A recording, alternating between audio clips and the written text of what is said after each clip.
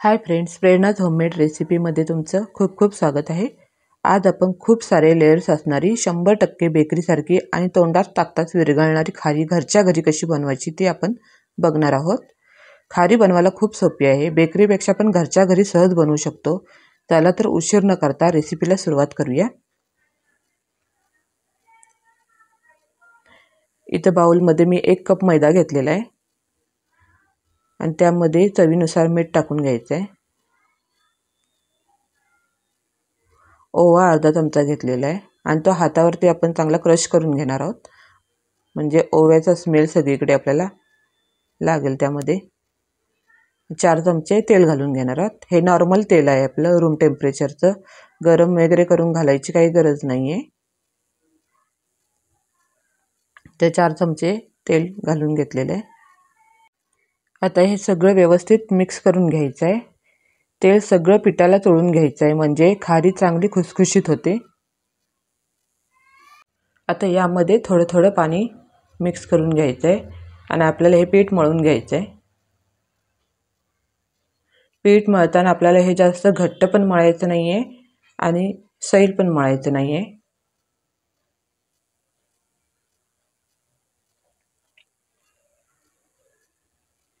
अशा प्रकारे आपल्याला हे पीठ मळून घ्यायचं आहे। आता इथं पीठ आपलं मळून झालेलं आहे।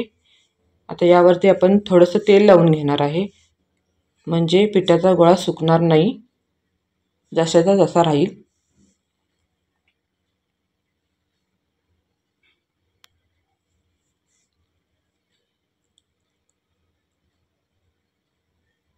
आणि इथं आता तेल लावून झाल्यावर आपण हे 15 ते 20 मिनिटांसाठी झाकून ठेवणार आहे, म्हणजे हे पीठ छान मुरतं।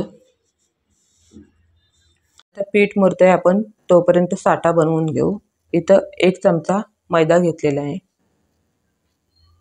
आणि 2 चमचे कॉर्नफ्लॉवर घेतलेला आहे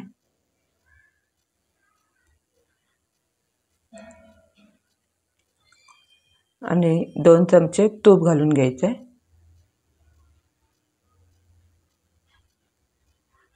तुम्ही तर 2 चमचे कॉर्नफ्लॉवर वापरलं तरी चालते किंवा 2 चमचे मैदाही वापरला तरी चालतो। आता हे चांगलं आपल्याला यामध्ये मिक्स करून घ्यायचं आहे आणि हे मिश्रण आपल्याला एकदम सॉफ्ट करून घ्यायचं आहे।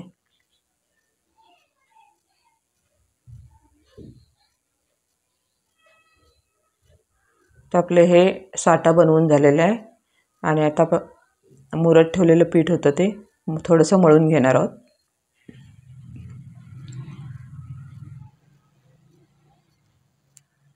आता याचा एक गोळा बनवून आपण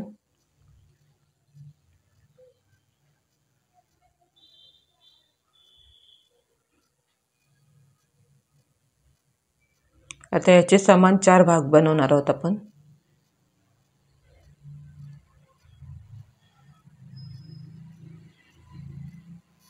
बघू शकता थोडे थोडे लेयर्स दिसत आहेत। आता याचे आपण 4 भाग करून घेणार आहोत।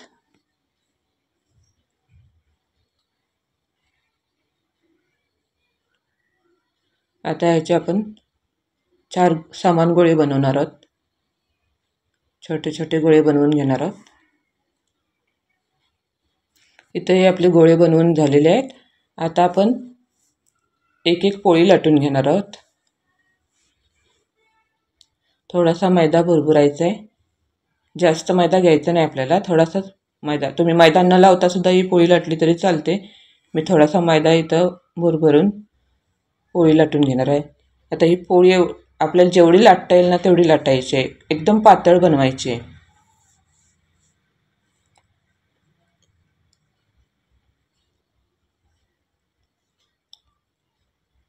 अशी जाड ठेवायची नाही आपल्याला, ही कुठंच पूर्णपणे पातळ अशी ही पोळी लाटून घ्यायची आहे।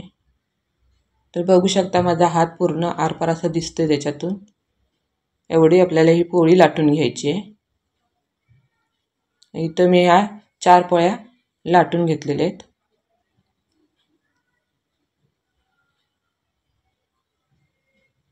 बघू शकता इथं 4 पोळ्या मी या लाटून घेतलेल्या, एकदम पातळ लाटलेल्या आहेत।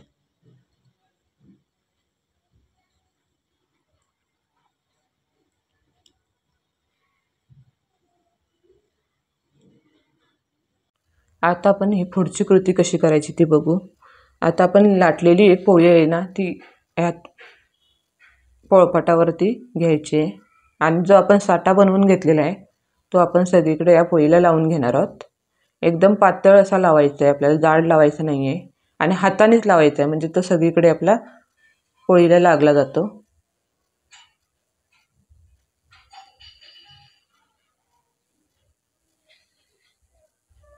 आता इथं आपला हा लाटून झालेला आहे.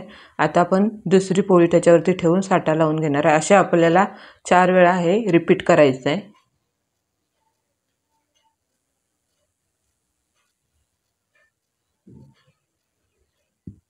साठा लावून घ्यायचा आहे, पोळीवरती ठेवायचं आहे, साठा लावून घ्यायचा आहे, पोळीवरती ठेवायचं, असं 4 वेळा आपल्याला करायचं आहे. तुम्ही कितीही पोळ्या करू शकता, 4 करू शकता, 5 करू शकता. तसं आपण साठा लावून वरती पोळी ठेवून घेणार आहोत.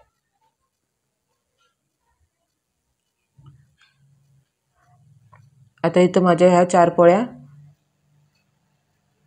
ठेवून झालेल्या आहेत एकमेकावर. आता आपण एका साईडनी फोल्ड करणार आहोत आणि तिथं पण आपण साठा हा लावून घेणार आहोत वरती. आता दुसरीकडनं आपण त्याच्यावरती फोल्ड करणार आहोत. बघू शकता तुम्ही मी हे कसं केलेलं आहे. आता इथं अजून आपण एकदा फोल्ड करून घेणार आहोत.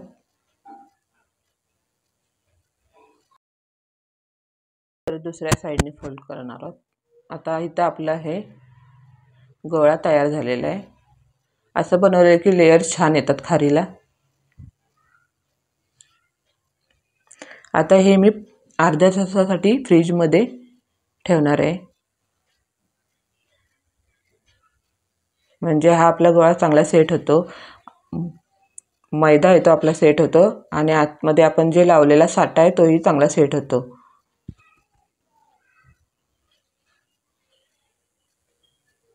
आता हे आपण अलगद असं चौकोनीच लाटून घ्यायचं आहे. जास्त दाब द्यायचं नाही, नाही तर आपले लेयर्स हे चिकटले जातात आणि तेलामध्ये सोडले की मग ते लेयर्स सुटत नाहीत त्याचे. त्यामुळे आपल्याला हे अलगदच लाटून घ्यायचं आहे.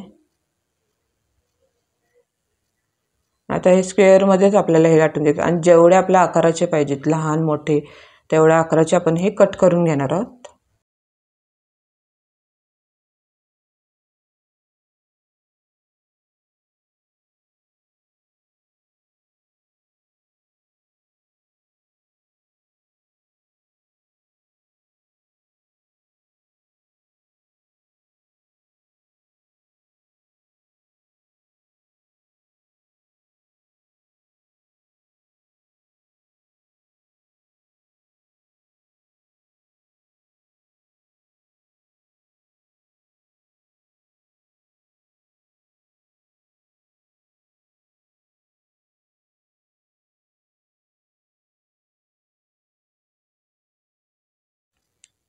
आता इथं आपले हे कट करून झालेले आहेत.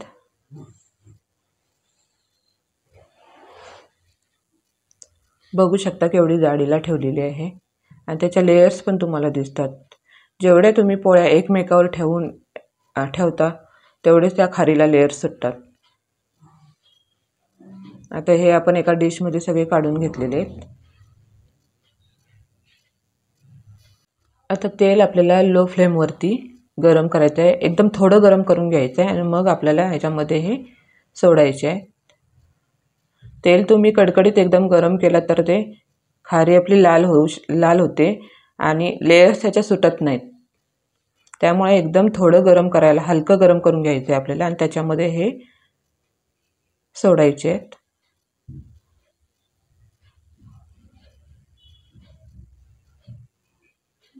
हळूहळू त्याचे लेयर्स ओपन होत जातात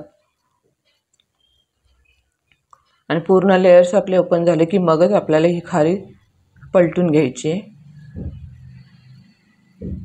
तोपर्यंत त्याला अजिबात टच करायचं नाही आहे. आपल्या खारीच्या लेयर्स सुटल्या की मग आपण पलटी करून घेणार आहोत त्या. बघू शकता तुम्ही खारीच्या लेयर्स जेवढ्या तुम्ही एकमेकावरती पोळ्या ठेवाल ना तेवढ्या तुमच्या या खारीच्या लेयर्स दिसतात. आता इथं आपली ही खारी तयार झाली आहे. हे बघू शकता त्याच्या लेयर्स वगैरे कशा सुटलेले आहेत. इथं आपली 100% बेकरीसारखी आणि घरच्या घरी कमी साहित्यामध्ये ही खुसखुशीत अशी खारी बनवून तयार झालेली आहे. आणि एक मी तोडून दाखवते. आवाज बघू शकता किती खुसखुशीत अशी झालेली आहे. तोंडात टाकताच विरघळणारी खारी इथं आपली ही तयार झालेली आहे. खारी बनवणे खूप सोपे आहे. तुम्ही घरच्या घरी खारी बनवू शकता. तुम्ही पण घरी नक्की ट्राय करून बघा. तर कशी वाटली माझी आजची रेसिपी? आवडली असल्यास नक्की लाईक करा, शेअर करा आणि सबस्क्राईब करायला विसरू नका. भेटू पुन्हा नवीन रेसिपीसोबत. तोपर्यंत टेक केअर. Bye bye.